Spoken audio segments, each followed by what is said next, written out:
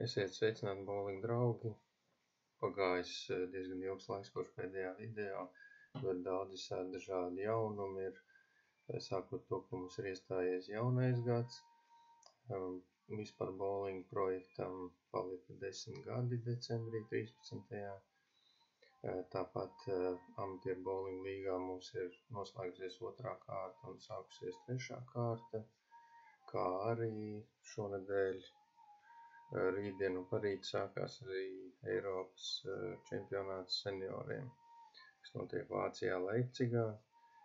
Sekosim līdzi arī šim čempionātam, ielikšu arī kādu video, foto, ka tuvosies sacensības.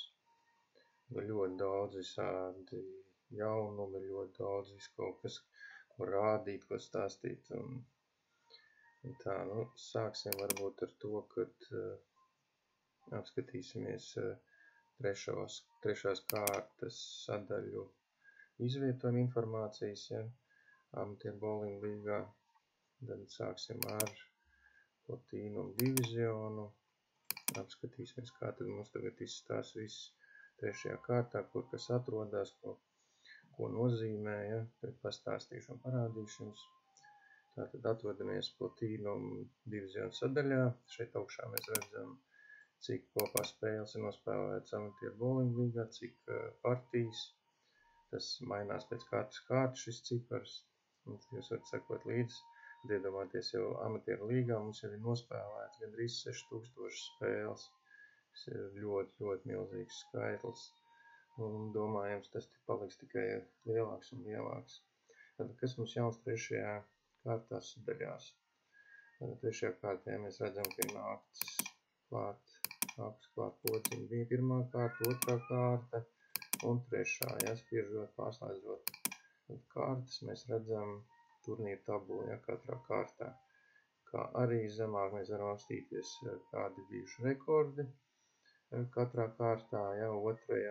un 1. kādi individuāli rekordi bijuši, kā arī tabulu ar vidējiem komandu kārtā, un pa tūrēm, kā ir mainījies visu divizionu vidējais.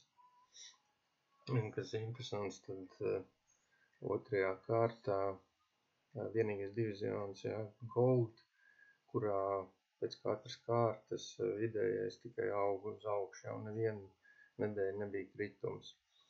Kā sāk 1. tūrē ar vidējo sāk 188,44, tā līdz 190,44, kā liels kāpums nav, bet visu laiku palielinājās pēc katras kārtas, neviena kārta nebija, tūri nebija kritums. Pārējās divizionas mēs redzam, ka gāja kā pa kalniem. Mēs redzam, tas tā, interesanti. Un zemāk, kad ir 7 katrā tūrē, jūs varat apstīties, kāda bija rekordu komandu, individuālajā. Tā, tas tad nāk uz klāt, ir tātad podziņa 2. kārta, jūs varat apstīties, kāda bijusi tabula. Tāpat komandu bonusu punkti. Šeit jūs varat kurā brīdī apskatīties, kāda situācija ir ar bonus punktiem. Pirms, kā zināms, katru kārtu, katra komanda uzkrāja šos bonus punktus, un pēc 3 kārtām, 4. izšķirošajā kārtā, komandas iesāks 4. kārtu ar šiem punktiem. Tad, kad jūs būs sakrājušies katrai komandai ar tik punktiem, arī sāks 4. izšķirošo kārtu. Šeit jūs varat apstīties katrai komandai kāda bonus punkti. Un 4. ir kvalifikācijas kārtas rezultāti. Jūs varat apstīties tabulu 3. kārta, kas mums tālāk. Pārējā informācija ir saglabājusies viss tāpat. Nākuši klāt, kā ir individuālais reitings 3. kārta. Individuālais jau šeit var apstīties. Katrā kārtā kāds jums ir bijis vidējais. Un pārējā statistika ir palikusi tā pati. Tikko tieši pirms ierakstu šo video es tieši atjaunoju informāciju statistikās par nospēlēto spēļu skaits ABL.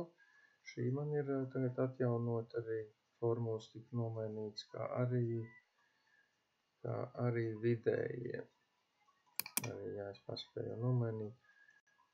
Visi tagad vidējie spēlētāji no 1. sezonas līdz 19. un kopējais vidējais tagad ir pareizi aprēķināt formulu nomainīt. Ja.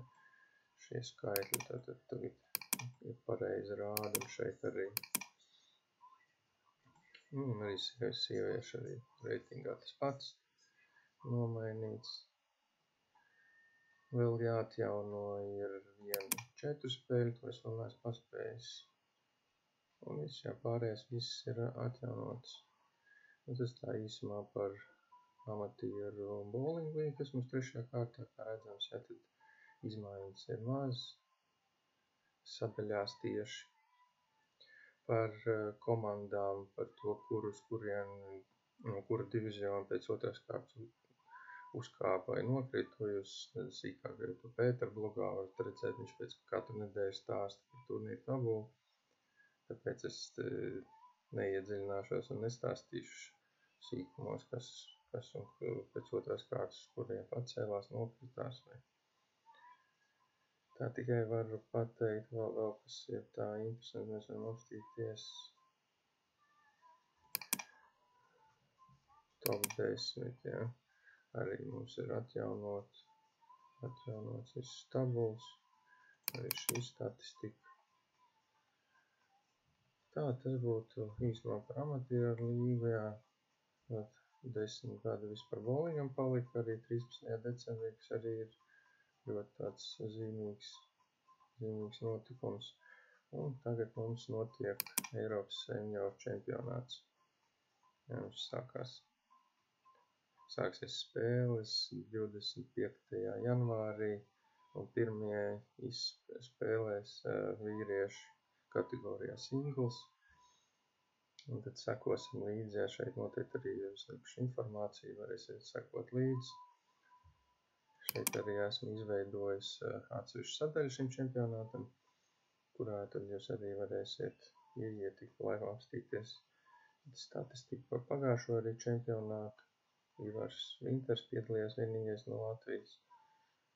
Kopā čempionāts ir noritējis 2 reizes tikai, un abas reizes mēs esam piedalījušies. Un tagad notiks trešo reizi, un mums ir, principā, gan 4 sievietes un 4 vīrieši piedalīsies, kas ir pirmo reizi, ja, jo tātad pilns sastāvs ir. No Igaunijas nepiedalīsies čempionātā neviens, cik apstījos, ja, oficiāli mājaslapā, bet Lietuvu pārstāvēs arī 8 cilvēki. Un pirmie starti mums sākajā paredzēti jau 26. janvārī, tas ir svētdien, un spēlēs men's singles, 1., 2. grupa, ja, varēsim sekot līdz čempionātam. Tāpat arī pievienošu vakarā arī video par 4. LBT tūri, ja, kas notikās jaukto pāri meistarsacīksts.